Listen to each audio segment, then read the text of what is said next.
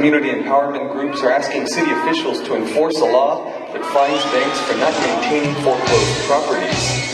The ordinance was passed 2 years ago, but residents say the city hasn't fined anyone, despite the ubiquitous shuttered eyesores. Peggy Mears is with ACE, the Alliance of Californians for Community Empowerment. She led city council officials, as well as reporters, into the first house in a blight tour through South Los Angeles. She's hoping the visits capture the attention of city leaders to how abandoned, boarded-up properties hurt low-income communities. City worker and SEIU member Jacob Miller was one of the few brave souls who ventured inside. You would think that the bank is waiting for this building to collapse on itself so they can just bulldoze it over and do something else. But you go to some of the nicer neighborhoods, and right away the properties get flipped because the bank knows they can turn a profit on it. This brings up issues where that we're not just talking about the effects that blight has as far as health and safety concerns and crime concerns go, but we're also talking about social justice issues. They're singling out neighborhoods because they know that they can turn a profit in one neighborhood versus another, but care nothing about the people that live in it. The bank just has billions of dollars on this house right here. The bank is based in New York. In New York, that causes a problem here in our neighborhood. Okay? So this is why we're here. Bank needs to be accountable. Tax money, services are drained, crime rises, property values drop, the quality of life suffers. We don't need that. We don't need that. You kick the people out, now clean up the house. You kick the people out, now clean up the house. And we're here today to deliver some trash to the bank that we clean up off their property. And it's a bank that's 3,000 miles away from here that is doing our neighborhoods bad. They're filthing our neighborhood, and they are 3,000 miles away. And it's not right. So we bought this. We wanted to make a deposit to the bank, but nobody would come and accept it. That's what we should have done. We should have let them know how it feels. Our neighborhoods have all that trash all over. They own the house and they're not doing a darn thing. But let me tell you something, baby. It ain't over till the fat lady sing. And she ain't gonna sing for a long, long time, because we on the move, honey. Do you hear me?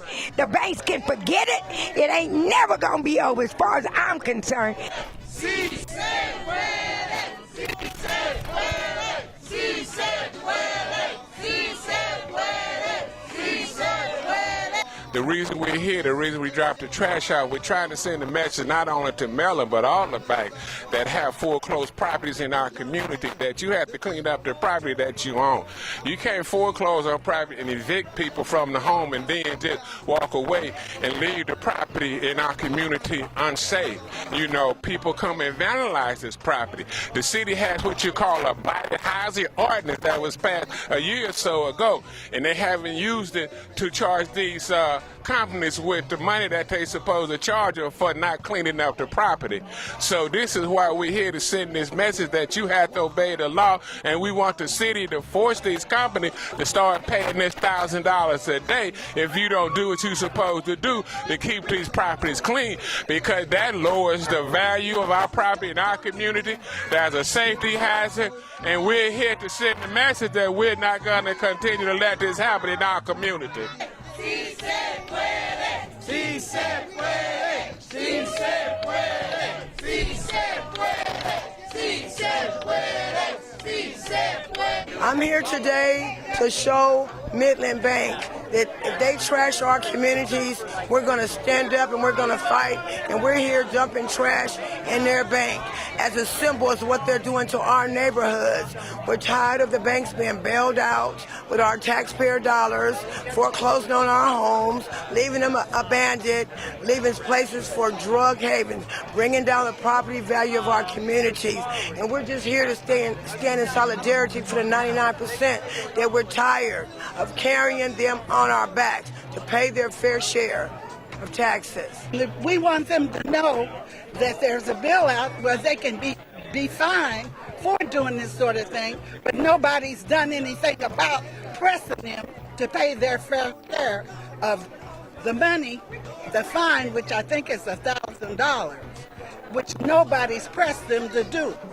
And I'm here today to support folks that have lost their homes to foreclosure, And while they've lost their homes, these banks have not maintained the property. So now they've gotten broken into, vandalized, turned into crack houses or in total disarray. It drives down the value of the rest of the block and those communities. So their homes that are neighbors, homes are no longer worth that value, but yet they don't want to rework those loans as well. So they're paying twice as much for what the value of their house is. In the meantime, there's this beautiful house that's been all torn up and in disarray with a beautiful family that was there that is now being displaced in a car sleeping on the street somewhere.